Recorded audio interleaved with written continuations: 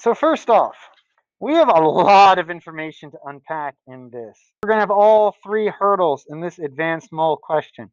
This, by the way, is the top level of difficulty that academic chemistry gets into. Now, density, if you recall, is just a conversion factor. It is saying that I have 6.52 grams of this sulfur hexafluoride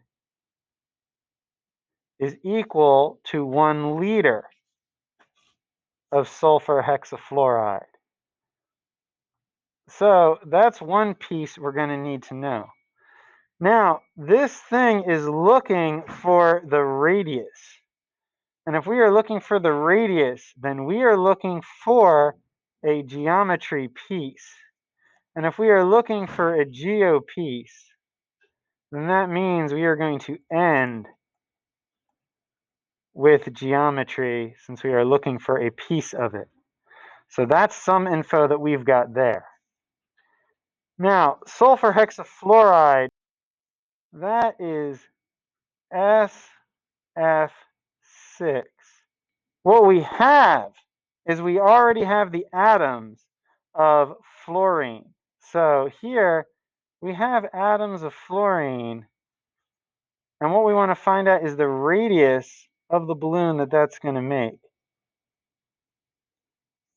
So we're going to be starting with this and ending with geometry, using density somewhere in the middle.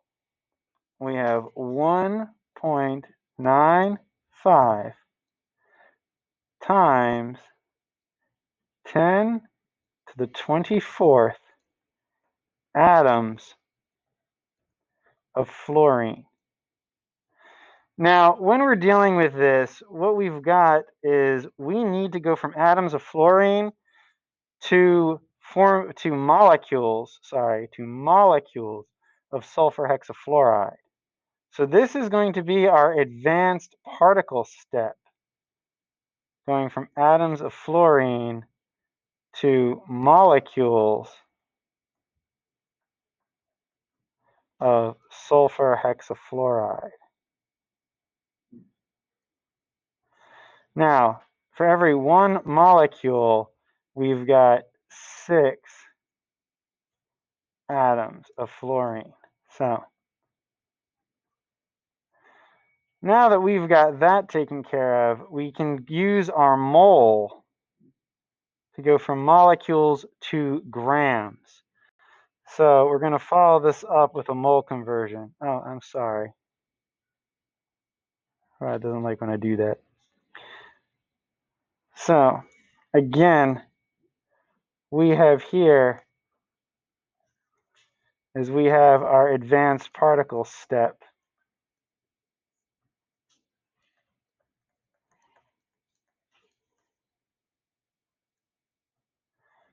Now we can use our mole conversion to move this from molecules to grams. So I'm going to times line. I'm going to bring my molecules as FF6 down. I'm going to change that to grams of sulfur hexafluoride. Now, here we're dealing with our 6.02 times 10 to the 23rd power. And I got to remember when I do this that I need to have parentheses underneath that math, because whenever we have math under the line, we need parentheses surrounding it, so our calculator doesn't goof and mess us all up. Now, the weight of sulfur hexafluoride. Sulfur itself weighs 32.06. Fluorine weighs 19 each, and I have 6 of them. So real quick, I'm going to do 19 times 6 in my calculator, and I'm going to get 114.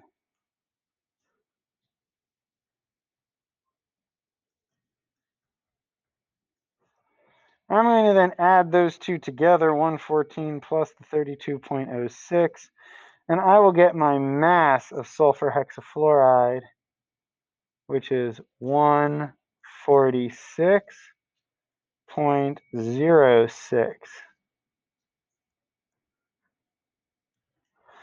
Now that I've got grams of sulfur hexafluoride, I can use my density to change grams to liters. So that's what I'm going to do. So again, I'm now going to use my density step. I'll bring grams of sulfur hexafluoride down, and I'll change that to liters of sulfur hexafluoride. Now, the liters here is just 1 liter for every 6.52 grams. So notice here, I didn't have my 22.4 because it's not at STP. So this here is my density step. And I probably should make a note about that. Not at STP.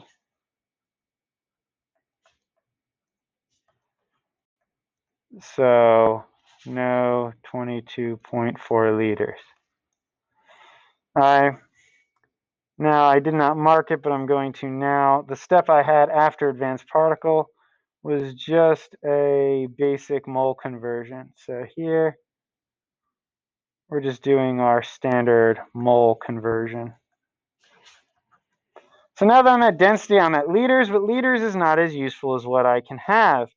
So I need to make it more useful. And to make it more useful, I should turn this sucker into centimeters cubed, otherwise known as milliliters. So I'm going to use metric, going from liters to milliliters.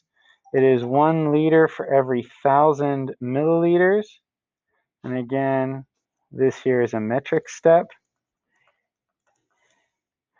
And not only that, but I don't want to deal with milliliters per se. What I really want to deal with is I want to deal with centimeters cubed. But fortunately for us, milliliters is the same thing as centimeters cubed. So I can literally just cross it out and write that down. This is going to give us our volume. So I'm going to punch all this into my calculator. 1.95 times 10 caret 24 divide by 6 times 146.06 divide by parentheses 6.02 times 10 caret 23 end parenthesis divide again by 6.52, ignoring the 1 because we don't care, times that by 1,000, and we now get our raw answer to this sub part. I mean, there's more that I can do, but this sounds like a good point to, pause and jot down what I already have. So what I already have here is I have 12094.0. And this here is centimeters cubed. And this here, again, it's our raw subtotal, and we want to leave it that way.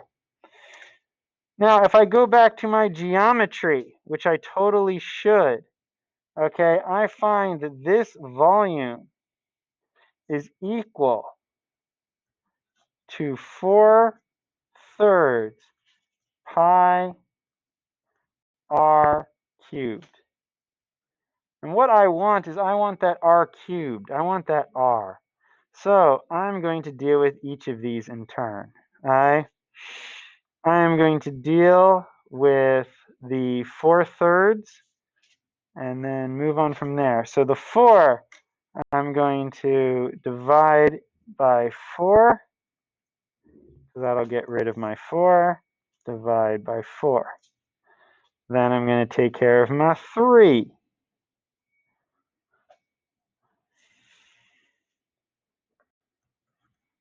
I'm going to multiply by 3, and I have to do that to the other side as well.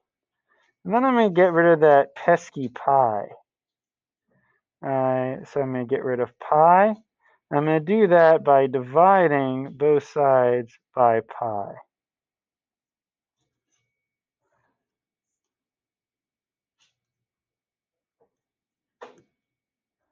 So that's going to get rid of all this stuff, and it's going to leave me with r cubed being equal to a number. So I've got that number, divide by 4, times by 3, divide by pi.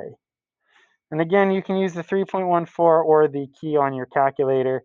You'll get practically the same answer. For our intents and purposes, you will be fine. Okay, so after that, I now have 2, 0. Oh, no, it's not 2, 0, it's 2, 8. My calculator had a glare, so let's try that again.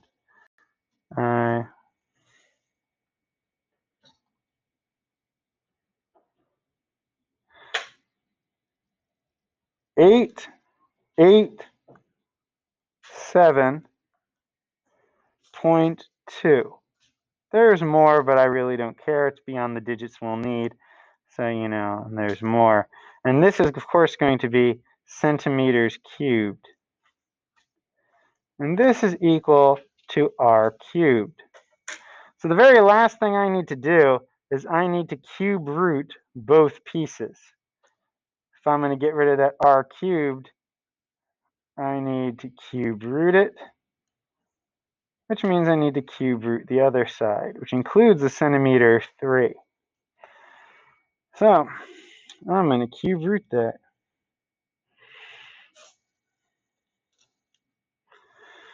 And when I am said and done, I will get a new raw answer.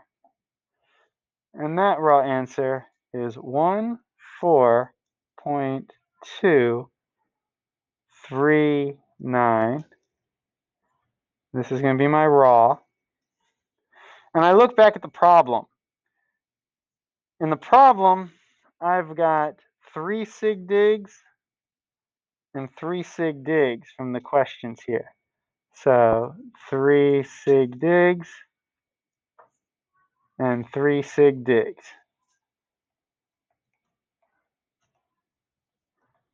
That means I'm going to take my final number to 3 sig digs. The 3 does not round up to 2, meaning my final answer is 14.2 centimeters, and that is our radius of our balloon. I put a box around it, and there I go. I have now taken care of all 3 hurdles. I took care of advanced particles, which was the first thing we needed to do. Then I had density, and then I had geometry. All of that with a bit of mole. And this is the highest level of advanced mole that you will encounter in academic chemistry. I hope this was useful to you.